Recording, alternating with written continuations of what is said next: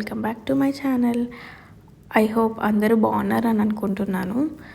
And I think ఈ video మాత్రం అందరి మామ్స్కి రిలేటెడ్, మామ్స్ అనే కాదు, women who are all handling with kitchen, time దొరకక క్లీన్ చేయక వదిలేసిన వాళ్ళందరికీ బాగా రీచ్ అవుతుంది. యాక్చువల్గా నాకు అసలు మా బాబు చాలా చిన్నగా ఉన్నాడు కదా, ఇంకా 9 months. అసలు కుదరట్లేదు చేద్దాము అంటే, నన్ను అసలు కదలనివ్వడు. ఒక్కొక్కసారి అయితే ఇంకా స్టవ్ క్లీనింగ్కి టైం పడుతుంది కదా, ఎలాగో చాలా టైం పడుతుంది క్లీన్ చేయాలి అంటే. అండ్ మేమున్న ప్లేస్లో స్టవ్ మీద అల్యూమినియం ఫాయిల్ వేసి యూస్ చేస్తాము. యాక్చువల్గా మేము ఉండేది యూరోప్లో అండి. నేను, నా హస్బెండ్, మా బాబు. కొంచెం నా డెలివరీ తర్వాత ఇంట్లో చేసుకునే వర్క్స్ కానీ, మనం క్లీనింగ్ రొటీన్ ఏది చేసుకున్నా కానీ కొంచెం నాకు ఇబ్బంది అయ్యిందండి. ఎందుకంటే మా పేరెంట్స్ నా డెలివరీ తర్వాత ఇమ్మీడియట్గా రాలేరు, బికాస్ ఆఫ్ కొన్ని ఇష్యూస్ వల్ల. ఆఫ్టర్ ఆల్మోస్ట్ 3 months తర్వాత వచ్చారు. అప్పటిదాకా నేనే మేనేజ్ చేసుకున్నాను. నేను నా ప్రెగ్నెన్సీ జర్నీ ఒక రోలర్ కోస్టర్ అని చెప్తాను. ఎందుకంటే మేము ఫేస్ చేసింది అలాంటిది. చాలా వింత వింత అనుభవాలు కలిగాయి మాకు. ఆఫ్టర్ డెలివరీ నేను, మా హస్బెండ్, మా బాబు కూడా ఒక చిన్న మినీ యుద్ధమే చేశామని చెప్పాలండి. అది చాలా పెద్ద స్టోరీ. అసలు ఎలా ఫేస్ చేసామో ఏంటో, అసలు ఆ దేవుడే మాకు కాపాడాడని చెప్పొచ్చండి. ఇంకా అమ్మ వాళ్ళు వచ్చాక కొంచెం నేను రికవరీ అవ్వడము అదంతా జరిగింది. కానీ చాలా వీక్ అయిపోయాను. అసలు ఏమైంది అనేది ఈ వీడియోలో ఎక్స్ప్లెయిన్ చేయడానికి ట్రై చేస్తాను. ఇక్కడ మనకి మిడ్ వైఫ్స్ అన్నీ చూపిస్తారండి, టేక్ కేర్ ఎలా చేయాలి అని చెప్పి, ఎలా రిస్క్ ఏంటి, బాబు ఎలా ఫీల్ అవుతే ఇమీడియట్గా తీసుకురావాలి, లేకపోతే మీకు ప్రాబ్లం ఎలా ఉంటే ఏంటి, మదరు బేబీ అన్నీ pin to pin, point to point అన్నీ చెప్తారండి వాళ్ళు. ఇంకా ఫోన్ కన్సల్టేషన్ కూడా ఉంటుంది. ఫోన్ కావాలంటే ఫోన్ చేసుకోవచ్చు ఇమీడియట్గా. ఎప్పుడు అయినా ఏదైనా మనం కాంటాక్ట్ అవ్వచ్చు.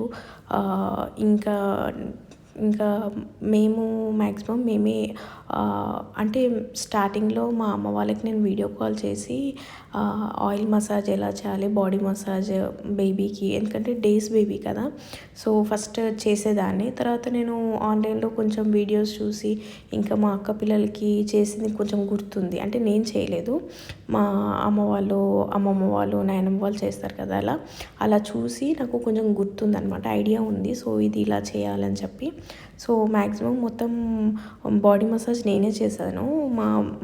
మా వారైతే ఏం చేయలేదు మా బాబుకి. కాకపోతే పక్కన నాకు సపోర్ట్ ఉంటుండే అనమాట.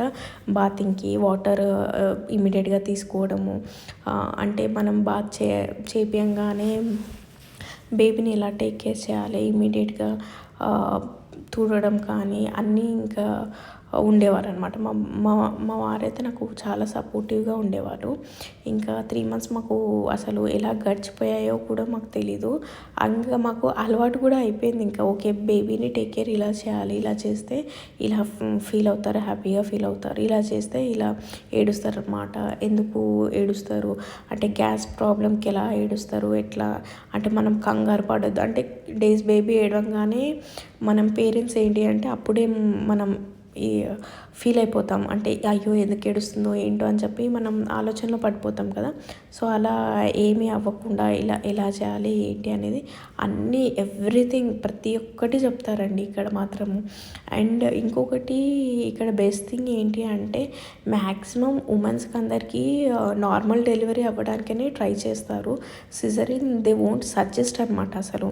అంటే బేబీ ఆల్మోస్ట్ 3.5 kilos 4 kilos ఉన్న బేబీ అంత వెయిట్ ఉన్నా కానీ నార్మల్ చేసిన కేసెస్ ఉన్నాయి వాళ్ళ దగ్గర. సో ఇంకా మాకైతే ఆ భయం లేకుండే, కొంచెం డౌట్ ఉండే అనమాట, ఎక్కడనో నార్మల్ డెలివరీ అవుతుందా కాదా అని చెప్పి. కానీ నాకు నార్మల్ డెలివరీయే అయ్యిందండి. కానీ నార్మల్ డెలివరీ అయిన తర్వాతకి మనకి అన్ని వర్క్స్ చేసుకోగలుగుతాము, చాలా మంచిగా ఉంటుంది. కాకపోతే దానికి తగ్గట్టు మనం ఫుడ్ కూడా కంపల్సరీ తీసుకోవాలి. అది ఏదైనా సరే, ఆఫ్టర్ డెలివరీ ఉమెన్ చాలా వీక్ అవుతారు, నార్మల్ అయినా సిజరీన్ అయినా. మీరు ఫుడ్ మాత్రం చాలా మంచిగా తీసుకుంటేనే మనం మంచిగా ఉండగలుగుతాము. అండ్ మన మూడ్ని ఏంటి అంటే ఆఫ్టర్ డెలివరీ చాలా మూడ్ స్వింగ్స్ వస్తుంటాయి, మనం డిప్రెస్ అవుతుంటాం. చాలా మటుకు 99.9% every women will face this. అది ఏ జనరేషన్ అయినా సరే, కానీ హార్మోన్స్ వల్ల అలా మనం ఫీల్ అవుతాం, డిప్రెస్ అవుతాము. బేబీ మన స్టమక్ నుంచి తీసేస్తారు కాబట్టి ఒక పార్ట్ ఏదో అయిపోయింది అన్నట్టుగా మనం అలా డిప్రెస్ అయిపోతుంటాం అనమాట. సో ఆ మూమెంట్స్లో, ఆ టైమింగ్లో కొంచెం మనం వాకింగ్కి వెళ్ళడం, టైం స్పెండ్ చేయడం, లేదంటే మనకి ఇష్టమైన వాళ్ళతోటి మాట్లాడడము. బేబీతోటి మనము ఎంత మాట్లాడుతుంటే అంత కనెక్ట్ అవుతారండి. అయ్యో డేస్ బేబీ పడుకుంది కదా, ఏం వింటుంది, ఏం అర్థమవుతుంది, వాళ్ళకేం అర్థమవుతుంది, అసలు అలా ఏది చేయొద్దండి ప్లీజ్. మీరు స్టమక్ మీకు మీకు కన్ఫర్మ్ అవుతుంది కదా మీరు కన్సీవ్ అయ్యారు అని చెప్పి, ఆ మూమెంట్ నుంచే మీరు start talking with your baby. ఎందుకంటే ఆ కనెక్షన్ అనేది మీకు ఆఫ్టర్ డెలివరీ మీకు అర్థమవుతుంది. వాళ్ళు టక్కున పట్టేస్తారనమాట. అంటే మనం మాట్లాడితే నవ్వుతారనమాట వాళ్ళు. అంటే గుర్తుపడుతుంటారు, మనకి రెస్పాండ్ అవుతుంటారు ఎక్కువగా. వేరే వాళ్ళకి అంత రెస్పాండ్ అవ్వరు, మనకి రెస్పాండ్ అవుతుంటారు, గుర్తుపడుతుంటారు, మన దగ్గరికి వస్తుంటారు, చాలా యాక్టివ్ ఉంటారు. అండ్ కొన్ని వీడియోస్లో నేను చూసింది ఏంటి అంటే, మనం చెప్పింది కానీ వింటుంటారు. మాటలు చెప్తుంటే ఇలా చేయొద్దు, అలా చేయొద్దు అని చెప్తుంటే వింటుంటారు పిల్లలు. కడుపులో ఉన్నప్పుడే మీరు టీచ్ చేయొచ్చు, అది చేయొచ్చు అని చెప్తే నేను అసలు అలా ఇలా అవుతుంది కాదు అని చెప్పి అనుకున్నాను. But even though I have tried, నేను చాలా ట్రై చేశాను మా బేబీతో మాట్లాడడానికి. నేను మాట్లాడాను, అంటే నేను మాట్లాడుతుండే. అండ్ ఈవెన్ మా హస్బెండ్ కూడా డైలీ మాట్లాడిస్తుండే. అట్లీస్ట్ 1 minute 2 minutes నేను కంపల్సరీ, ఎంత బిజీ ఉన్నా, ఎంత నైట్ అయినా సరే నేను మాట్లాడిస్తుండే. అండ్ మా హస్బెండ్ ఇంటికి రాగానే మాట్లాడతారు కదా, ఆ వాయిస్ని మా బేబీ కిక్ చేస్తుండే, లిటరల్లీ కిక్ చేస్తుంటే, అసలు కిక్ చేసి ఇంకా మా వారు వచ్చి హ్యాండ్ పెట్టి మాట్లాడిన తర్వాతకి ఇంకా ఆ కిక్స్, ఆ తన్నడం అనేవి ఆగుతుండే అనమాట. అప్పటివరకు తంతనే ఉంటుండే అనమాట మా బాబు. ఇంకా జెండర్ రివీల్ కూడా ఇక్కడ ఇంకా మీకు ముందే చెప్తారనమాట. After 5 months they will reveal అనమాట. అంటే వాళ్ళు మనకి డాక్టర్స్ అడుగుతారు, మీకు జెండర్ రివీల్ మీకు సర్ప్రైజింగ్గా కావాలా, మీకు ఇప్పుడే చెప్పేయాలా, లేకపోతే మీరు ఏమైనా పార్టీ అరేంజ్ చేసుకుంటున్నారా, లేకపోతే వీ హ్యావ్ టు సర్ప్రైజ్ చేయాలా ఏంటి అని చెప్పి అన్నీ అడిగి వాళ్ళు రివీల్ చేస్తారనమాట. మాకు వద్దు, మాకు చెప్పకండి అంటే మాత్రం వాళ్ళు ఒప్పుకోరు, అసలు ఒప్పుకోరు. ఎందుకంటే మేము చెప్పాం, నేను నా హస్బెండ్ చెప్పామన్నమాట, మాకైతే వద్దు, మాకు బేబీ జెండర్ తెలుసుకోవాలని లేదు అని చెప్పి. ఎక్సైట్మెంట్ ఉంటుంది కదా, అది మిస్ అవుతాము ఏమో అని చెప్పి మేము అనుకొని డిసైడ్ అయ్యి మేము అలా చెప్పాము. బట్ డాక్టర్ ఏం సజెస్ట్ చేశారంటే, ఇక్కడైతే మా రూల్ ప్రకారం అయితే మేము కంపల్సరీ చెప్పాలి, కావాలంటే మీకు నెక్స్ట్ మంత్ లేదంటే నెక్స్ట్ మంత్ చెప్పమంటే అలా చెప్తాను, but we have to reveal before your delivery only అని చెప్పారనమాట. సో ఇంకా మేమేమనుకున్నామంటే, ఆఫ్టర్ ఆల్మోస్ట్ 7th month అనుకుంటా, 7th monthలో మాకు ఆల్రెడీ తెలుసు. అంటే నేను స్కానింగ్లో నేను చూశాను నా బేబీ ఏంటి అని చెప్పి, నాకు తెలిసిపోయింది. అయితే నేను మా హస్బెండ్తో చెప్తేనేమో మా హస్బెండ్ అస్సలు నమ్మలేదండి, అస్సలు నమ్మలేదు. కాదు అని అన్నారు, కాదు అని చెప్పి. మళ్ళీ తర్వాత నేను చెప్పాను, లేదు చూసాను, నేను కన్ఫామ్గా చూసానంటే నమ్మలేదు. తర్వాత ఇంకా మా డాక్టర్ చెప్పిన తర్వాతకి అప్పుడు స్కానింగ్లో చూసి అవి రిపోర్ట్స్ చూసి ఓకే, అప్పుడు నమ్మారనమాట, అప్పుడు ట్రస్ట్ చేశారు. నువ్వు చెప్పింది కరెక్ట్ అని చెప్పి. ఇంకా తర్వాత మాకు తెలిసింది బాబు అని చెప్పి. కానీ మా వారికైతే పాప చాలా ఉండే. ఫస్ట్ డే మొత్తం బాబు అని నేను చెప్పాను కదా, అప్పుడు ఫీల్ అయ్యాడనమాట. ఇంకా తర్వాత డాక్టర్ చెప్పాక కూడా ఫీల్ అయ్యాడు మళ్ళీ. అయ్యో బాబా అని చెప్పి మళ్ళీ తర్వాత సరేలే ఎవరైతే ఏంటి ఇద్దరు మా మా పిల్లలే కదా అని చెప్పి ఇంకా ఓకే అని చెప్పి కాంప్రమైజ్ అయిపోయాడనమాట. But we are happy with our kid. మా బేబీ చాలా యాక్టివ్గా ఉంటాడు. అసలు మా ఆఫ్టర్ ప్రెగ్నెన్సీ డెలివరీ యాక్చువల్గా డెలివరీ ఫేస్ చేస్తారు ఎవరైనా సరే. ఇంకా దట్టు అదర్ కంట్రీలో ఉన్న వాళ్ళు కొంచెం వైఫ్ అండ్ హస్బెండే హ్యాండిల్ చేయాలి కాబట్టి కొంచెం నర్వస్నెస్, కొంచెం టెన్షన్ ఉంటుంది. బట్ మాకేంటంటే కొంచెం అంతా రివర్స్ అయిపోయేసరికి అంత నార్మల్ అయ్యింది. మంచిగా వెళ్ళాము, అన్నీ మంచిగా చేసుకుంటున్న టైంలో ఆఫ్టర్ ఆల్మోస్ట్ 5 days తర్వాత నేను సిక్ అయితే ఇంకా మా హస్బెండ్ అమ్మో వద్దు ఇద్దరము ఉన్నాము, ఇంకా బేబీ కూడా ఉంది, మళ్ళీ బేబీకి ఏమైనా ఎఫెక్ట్ అయితే ఇమ్మీడియట్గా చెప్పారు కదా కన్సల్ట్ అవ్వాలి, ఇమ్మీడియట్గా అస్సలు రిస్క్ తీసుకోవద్దని చెప్పారు. సో మేము ఇంకా ఇమ్మీడియట్గా ఎమర్జెన్సీ వార్డ్కి వెళ్ళిపోయాము. ఎమర్జెన్సీ వార్డ్కి వెళ్ళిపోయి ఇంకా అది లంగ్స్ అదంతా చెక్ చేస్తే ఇంకా చికెన్ పాక్స్ అని చెప్పారనమాట. బట్ చాలా సివియర్గా ఉంది, మీరు ఇమ్మీడియట్గా అడ్మిట్ అయిపోవాలని చెప్పారు. ఇంకా మేము వెళ్ళింది ఆల్మోస్ట్ ఈవినింగ్. ఇంకా అప్పుడే ఒక వితిన్ హాఫ్ అన్ అవర్లో నన్ను ఇక్కడ నుంచి మేము ఉంటున్న విలేజ్ నుంచి ఇంకొక కొంచెం అంటే దీనికన్నా ఇంకా కొంచెం పెద్ద హాస్పిటల్కి అక్కడికి పంపించి నన్ను అది చెక్ చేస్తారు కదా డాక్టర్స్, దానికోసం నన్ను మళ్ళీ వేరే హాస్పిటల్కి వేరే డాక్టర్స్ దగ్గరికి సెకండ్ ఒపీనియన్కి వెళ్ళి మళ్ళీ అక్కడ చెక్ చేసి మొత్తము ఇంకా అప్పుడు చెప్పారు, ఇంకా కన్ఫర్మ్ చేశారు. సో కన్ఫర్మ్ చేశాక మళ్ళీ ఇంకా నన్ను ఇక్కడ మా హాస్పిటల్కి తీసుకొచ్చేసి ఇమీడియట్గా అడ్మిట్ చేసేసి ట్రీట్మెంట్ అనేది స్టార్ట్ చేశారనమాట. సో అప్పుడు ఏం చెప్పారంటే బేబీ టేక్ కేర్ మేము ఎలాగా అని చెప్పి నేను చాలా కంగారు పడిపోయాను. ఇంకా నేను నా ఫీడింగ్ ఇవ్వాలి కదా, మరి ఫీడింగ్ అలౌ చేస్తారా, ఎట్లా చేస్తారు, మొత్తం ట్యాబ్లెట్స్ మీద ఉంటాను కదా, అసలు మొత్తం బ్లాంక్ అయిపోయాను.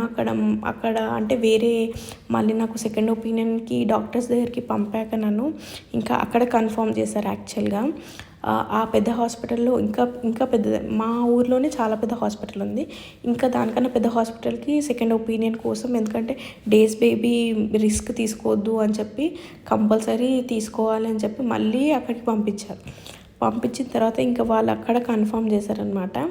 సో వాళ్ళు చెప్పారు, డాక్టర్స్ చెప్పింది డాక్టర్ మేడం నాకు చెప్పారు, you have to be very strong because you have చాలా చిన్న బేబీ, డేస్ బేబీ ఉంది కాబట్టి you have to take care both, ఇంకా మీ హస్బెండ్ని మీ బేబీని టేక్ కేర్ చేయాలి, ఇంకా ఇప్పుడే డెలివరీ అయ్యింది, దాని తర్వాతకి మీ బేబీ మీ పక్కన లేదు అని చెప్పి యూ అసలు నర్వస్ ఫీల్ అవ్వద్దు, కొంచెం డిప్రెస్ అవ్వద్దు, మూడ్ స్వింగ్స్ అవన్నీ ఉంటాయి, but you have to handle your own అని చెప్పేశారు డైరెక్ట్.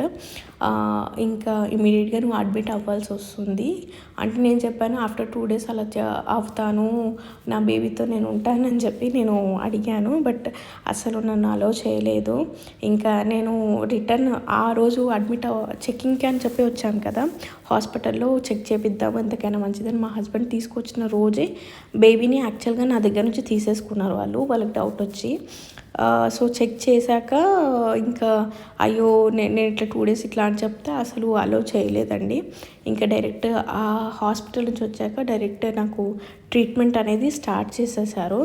తర్వాత మా టేక్ కేర్ బేబీ ఏం చేసాము అది ఎంత పెద్ద స్టోరీ అయ్యింది. 20 days దట్టు ఎలా హ్యాండిల్ చేసాము, మా హస్బెండ్ ఎలోన్గా హ్యాండిల్ చేశారా, లేదంటే మాకు తెలిసిన వాళ్ళు ఎవరైనా వచ్చారా, వాళ్ళకి ఏమన్నా ఇచ్చామా, ఎవరికి ఇచ్చారు, డేస్ బేబీని దట్టు 5 days బేబీని ఎవరికి ఇచ్చాము, అసలు ఫీడింగ్ కానీ ఇంకా మిల్క్ కానీ అవన్నీ ఎలా చేసామో బేబీకి, మేము ఎలా ఫేస్ చేసాము, ఇంకా నా mood swings that after delivery depression, post mortem depression అవన్నీ నేను ఎలా ఫేస్ చేశాను, ఇంకా దట్టు ఇంకా కాల్స్ మా మదర్ సైడ్ నుంచి, మా అత్తగారి సైడ్ నుంచి, ఇంకా ఫ్రెండ్స్ కొలీగ్స్ ఉంటారు కదా అందరూ చేసి మాట్లాడడము. అమ్మో అసలు ఆ ఫేస్ అనేది నా లైఫ్లో ఫస్ట్ టైం ఫేస్ చేశాను.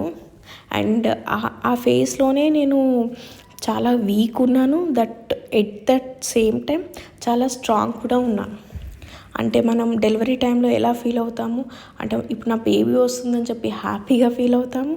అమ్మో ఏంటి పెయిన్స్ అని చెప్పి మనం ఏంటి అమ్మో ఉంటామా పోతామా అన్నట్టు ఫీల్ అవుతాం కదా. అలాగే ఫీల్ అయ్యాను నేను.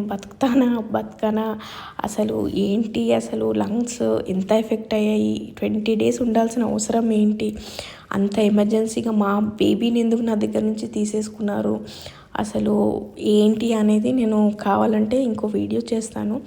అది కూడా ఇక్కడ అంటే అది చెప్పొద్దని ఏం లేదు, బట్ ఇది చాలా లెంతీ అయిపోతుంది స్టోరీ అనేది, అండ్ మీకు అది అర్థం కూడా అవ్వదు.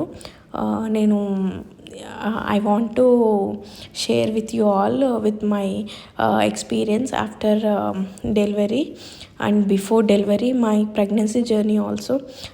ఎలా నేను అన్ని మంత్స్ అలోన్గా ఫుడ్ ఎలా తీసుకున్నాను, నా వర్క్స్ ఎలా చేసుకున్నాను, అసలు డెలివరీ టైంలో ఎలా వచ్చాను, డెలివరీ అసలు ఎలా అయ్యింది అంటే ఆపరేషన్ డేట్కి బిఫోరే అయిపోయిందనమాట.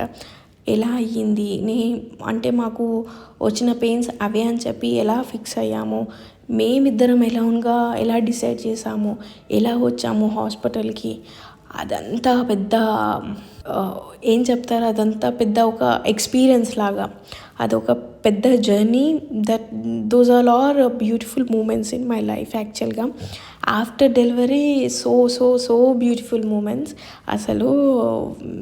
అంటే sleepless nights we have spended a lot after delivery, like hardly 1 hour 2 hours అలా స్లీప్ ఉంటుండేనేమో, but we have enjoyed that phase in our life. We both, me and my husband. వేరే వాళ్ళు ఎలా face చేశారో మాకు తెలీదు, బట్ మేము ఉండడమే ఇద్దరం ఉన్నాము, but we have enjoyed those moments. And even I want to share my pregnancy journey with you all people. If you want to know about my pregnancy journey, please comment చేయండి, we want to no అని చెప్పి. So నేను చెప్తాను. And delivery తర్వాత chicken pox వచ్చిన తర్వాతకి అంత severity ఏంటి, అసలు బేబీని ఎందుకు తీసుకున్నారని చెప్పాను కదా, ఈవెన్ ఆ స్టోరీ అది కూడా తెలుసుకోవాలి అని ఉంది మాకు అని చెప్పి మాకు కమెంట్ చేస్తే, లేదంటే నాకు పింక్ చేస్తే నేను షేర్ చేసుకుంటానండి మొత్తము. అండ్ ఆ ట్రీట్మెంట్కి ఎంత అయ్యింది, మేము మా హ్యాండ్ తోటి ఎంత పెట్టాము, ఎంత ఎక్స్పెన్సివ్ ఇక్కడ ట్రీట్మెంట్ అనేది కూడా నేను ఎక్స్ప్లెయిన్ చేస్తాను. మొత్తం everything from starting to end, everything I will explain in another video. Sorry. Thanks for watching and thanks for listening to all my beautiful journey story, whatever you call. Thanks everyone. Please do subscribe to my channel and join this beautiful journey. And if you want more vlogs like this, please do comment and let me know. Bye guys.